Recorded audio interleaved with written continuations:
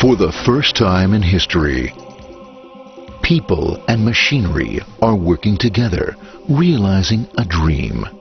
A uniting force that knows no geographical boundaries without regard to race, creed, or color. A new era where communication truly brings people together. This is the dawn of the net. Want to know how it works? Click here to begin your journey into the net. Now, exactly what happened when you clicked on that link? You started a flow of information. This information travels down into your own personal mailroom, where Mr. IP packages it, labels it, and sends it on its way. Each packet is limited in its size. The mailroom must decide how to divide the information and how to package it. Now, the package needs a label containing important information, such as sender's address, receiver's address, and the type of packet it is.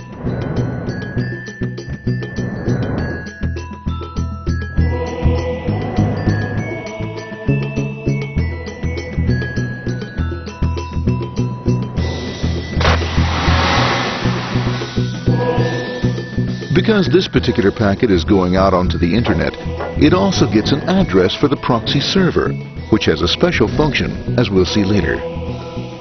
The packet is now launched onto your local area network, or LAN.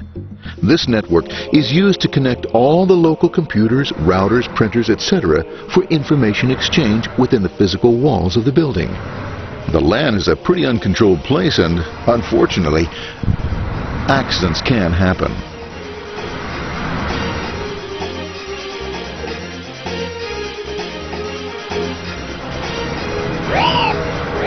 The highway of the LAN is packed with all types of information. These are IP packets, Novell packets, Apple Talk packets. They're going against traffic, as usual. The local router reads the address and, if necessary, lifts the packet onto another network. The router, a symbol of control in a seemingly disorganized world. Whoops, sorry about that. Let's put this one here, this one here. This goes here, this one goes here. I don't like this one. Let's go with this one. Let's go here. A little bit left. Let's go with this one here. Another channel here. Let's put that one here. Let's put that one here. There he is, systematic, uncaring, methodical, conservative, and sometimes not quite up to speed. But at least he is exact, for the most part. That's one was there, that one was there, that one was there, and this one was there. Another one that was there, that was there. He's behind one, one was there, that was there, he was there, one was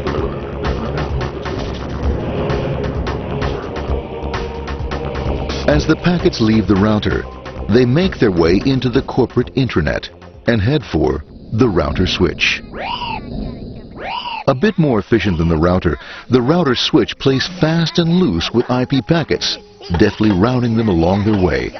A digital pinball wizard, if you will. Here we go. Here comes another one. And it's another. Watch this, Mom. Here goes. Whoop, around the back. Hey, in there, in there, in there. Over the left, over the right, over the left, over the right. You got it. Here it comes. Right down. He shoots. He scores. It's going. Hey, Wayne. Here, watch out. Here comes another one. Oh, here we go. And it's gone. As packets arrive at their destination, they're picked up by the network interface, ready to be sent to the next level. In this case, the proxy. The proxy is used by many companies as sort of a middleman in order to lessen the load on their internet connection, and for security reasons as well. As you can see, the packets are all of various sizes, depending upon their content.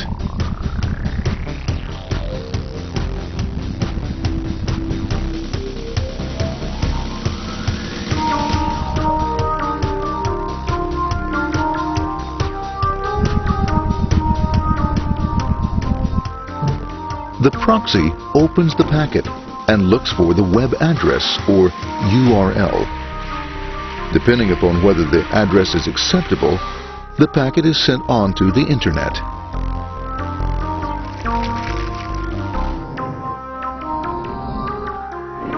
There are, however, some addresses which do not meet with the approval of the proxy, that is to say, corporate or management guidelines. these are summarily dealt with. We'll have none of that. For those who make it, it's on the road again.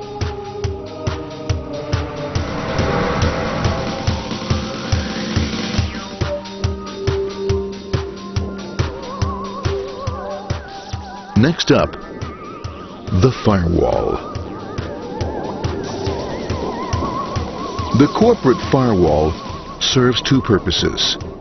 It prevents some rather nasty things from the internet from coming into the intranet. And it can also prevent sensitive corporate information from being sent out onto the internet. Once through the firewall, a router picks up the packet and places it onto a much narrower road, or bandwidth, as we say. Obviously, the road is not broad enough to take them all. Now you might wonder what happens to all those packets which don't make it along the way. Well, when Mr. IP doesn't receive an acknowledgement that a packet has been received in due time, he simply sends a replacement packet. We are now ready to enter the world of the Internet. A spider web of interconnected networks which span our entire globe. Here, routers and switches establish links between networks. Now, the net is an entirely different environment than you'll find within the protected walls of your LAN. Out here, it's the Wild West. Plenty of space, plenty of opportunities, plenty of things to explore and places to go.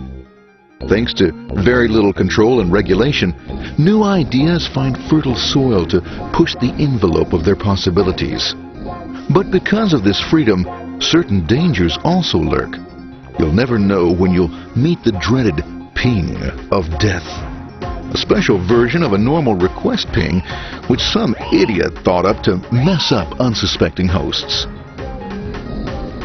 The paths our packets take may be via satellite, telephone lines, wireless, or even transoceanic cable. They don't always take the fastest or shortest routes possible, but they will get there. Eventually. Maybe that's why it's sometimes called the worldwide wait. But when everything is working smoothly, you can circumvent the globe 5 times over at the drop of a hat. Literally. And all for the cost of a local call or less.